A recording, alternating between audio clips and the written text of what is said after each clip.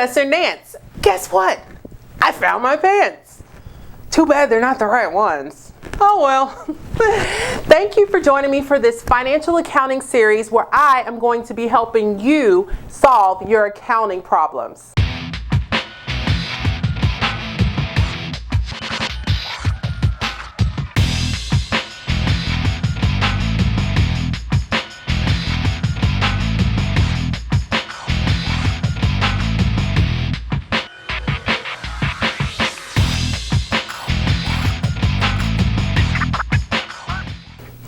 So, you've heard this thing called accounting, right?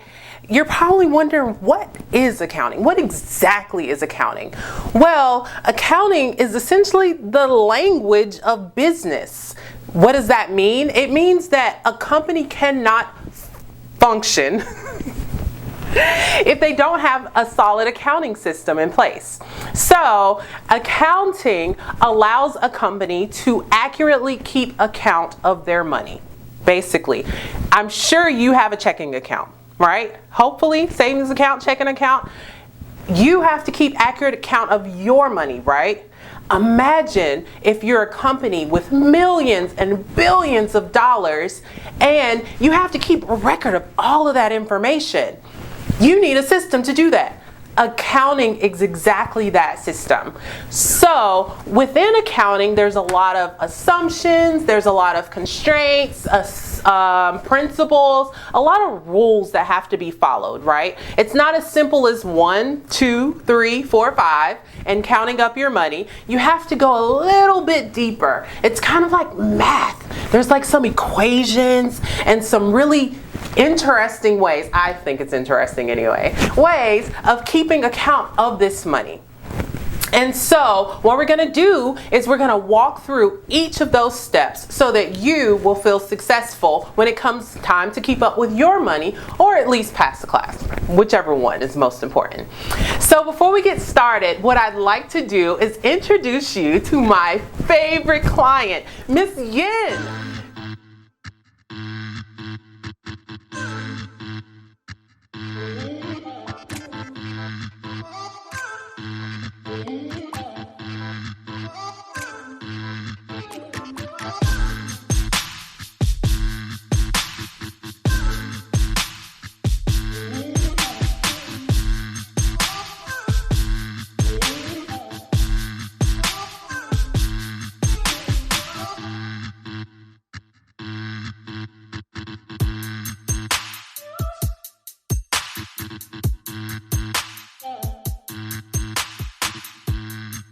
Miss Yin.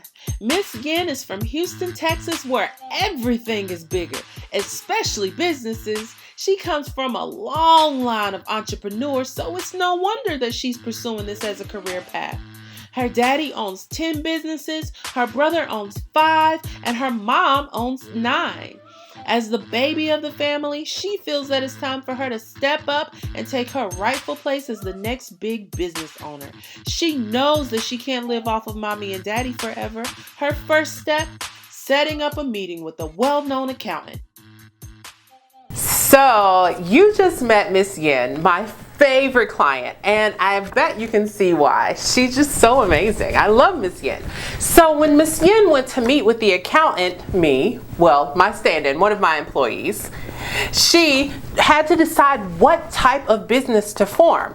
So I'm sure you've looked at them and you've read them and you know that we have the sole proprietor, which is an individual business owner who does not want any partners, but they're willing to assume full liability. That means if your business goes under as a sole proprietor, you're at risk for losing everything. And I mean everything. They can come get your house, they can come get your car, they can come get any of your assets, even if they weren't assets associated with the business, and they can take them. Most people don't really like to form a sole proprietorship because of that. Then there's a partnership. Well, as you can see, Miss Yin was by herself. She doesn't have any partners. A partnership has to be at least 2 people. It can be 2, 3, 4. It has to be at least 2 people. In a partnership, it's still kind of almost like a sole proprietor. The difference is they have to fill out a special form to split their assets.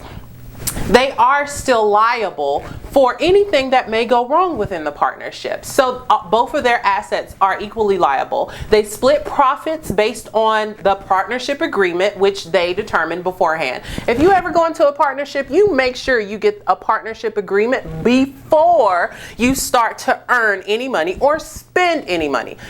That is the only way you're going to be successful in a partnership. Then you have a corporation. Well, a corporation is considered a separate legal entity. That means Miss Yin is right here as a person, a human being, and then her corporation is over there as a completely separate entity. It is not tied to Miss Yin. If something happens to the corporation, Miss Yin is only liable for up to what she put into the corporation. So there is that. However, as a separate legal entity, that also means that the business is taxed as like a separate entity. And then when the money passes through the business to Miss Yin, it is also taxed as a dividend. So there's that. So those are like the pros and cons. And then more recently, we have what we call an LLC, a limited liability company or corporation. Either way, it is the perfect marriage between all three, because in an LLC, you are limited in your liability. It is treated as a separate legal entity, but a sole proprietor, an individual, can form it. It has members. It can have more than one member. It can have one member, multiple members. There's so many possibilities. So Miss Yin, ding, ding, ding, ding, ding, decided that she was going to form an LLC, which is usually what I recommend. But as a disclaimer, I am not allowed to offer any legal or financial advice because I don't know you and your business personally. Anyway, back to what we were talking about. All right, so Miss Yin decided to form an LLC. So now we're going to transition into the actual accounting side of things. So we talked about some of the structural parts. We talked about Miss Yin and the formation of her business. Now it's time to get down to business, because now Miss Yin wants to spend some money and she wants to make some money. Okay, so exactly how is that going to happen? The very first thing that we're going to start with is the accounting equation. Now, when you hear the word equation, I know you're freaking out because you're like, oh no, I totally do not like algebra and all those equations and missing elements. But I promise you, you're going to love this equation. It's like my favorite. The reason it's my favorite is because in accounting, we have a system that allows us to properly check and balance to make sure everything always balances out to equal. Okay? Basically, it's kind of like math, where if you do something to one side of the equation, you have to make sure and do it to the other side of the equation. But it also is going to help you when in real life you have an issue and it doesn't balance, or on the test you have an issue and it doesn't balance. All right. So the accounting equation is assets equal liabilities plus equity. A equals L plus E.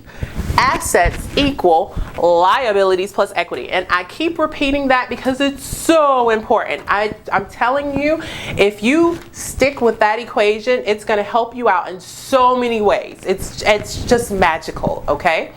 All right, so what we're going to do, so before we get into the technicalities, which we'll cover in another video, today what we're going to do is we're going to look at a couple of transactions that Miss Yin may go through. And we're going to see what happens from an accounting standpoint. Miss Yin sits with the accountant as he walks her through step by step of how to record transactions.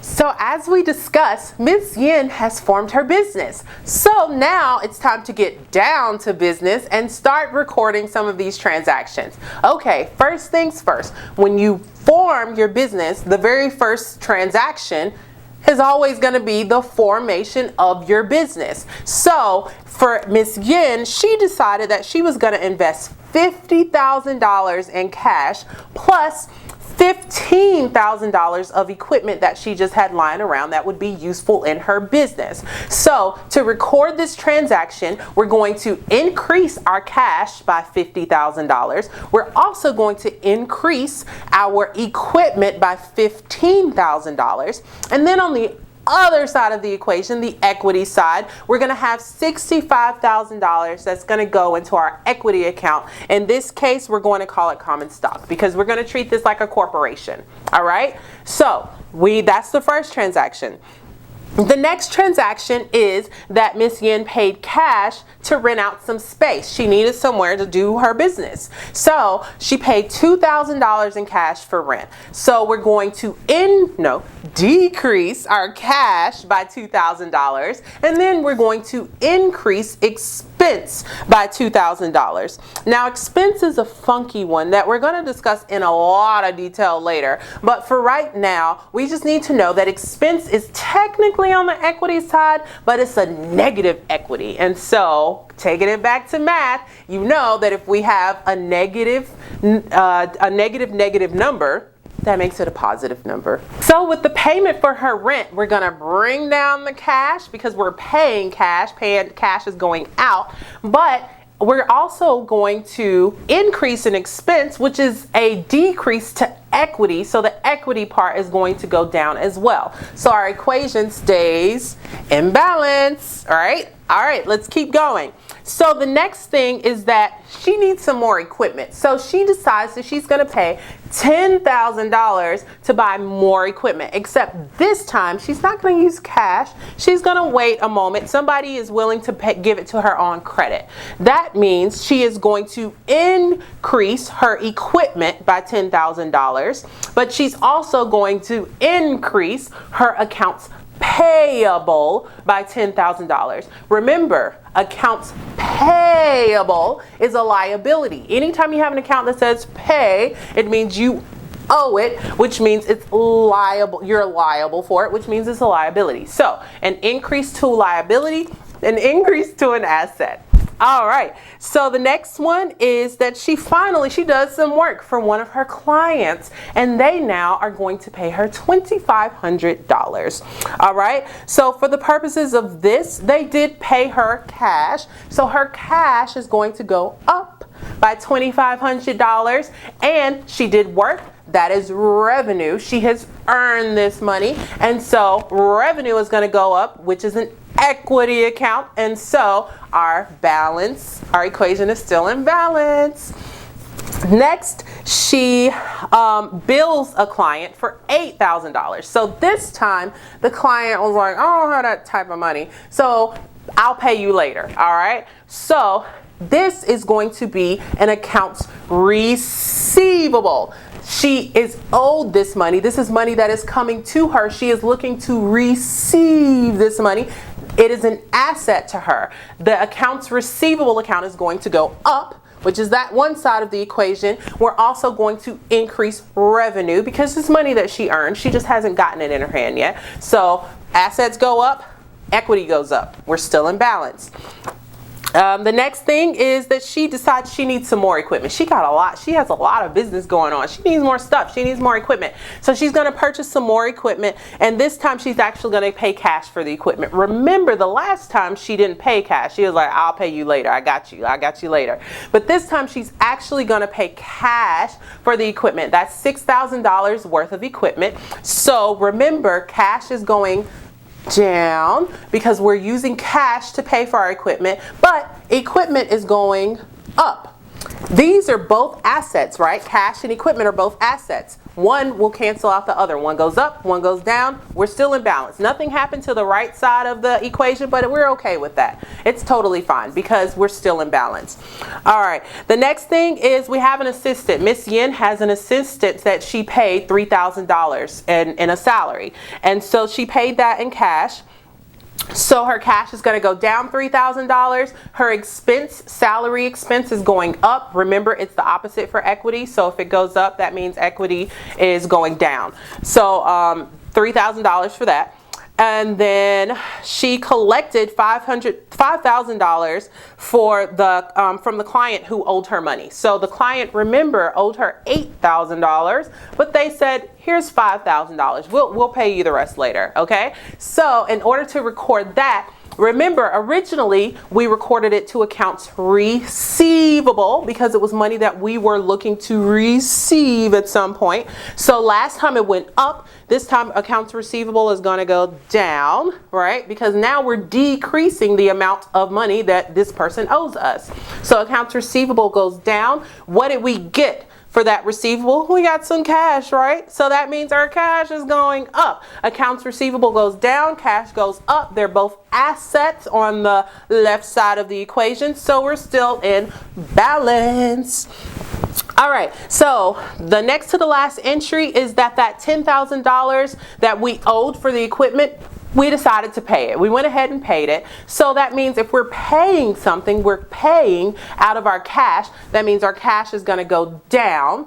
The accounts receivable, which is the liability, went up last time because we were increasing the amount we owed. Now we're going to decrease the amount we owe, and so accounts payable is going to go down. So assets go down, liabilities go down. Equation is still in balance.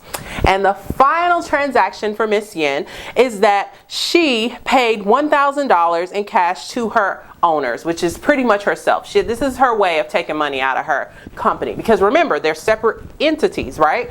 She can't just go in there and say, hey, there's some cash in here, I need some cash. She can't do it that way. She has to take it the accounting way, and that would be in a dividend if she's a corporation.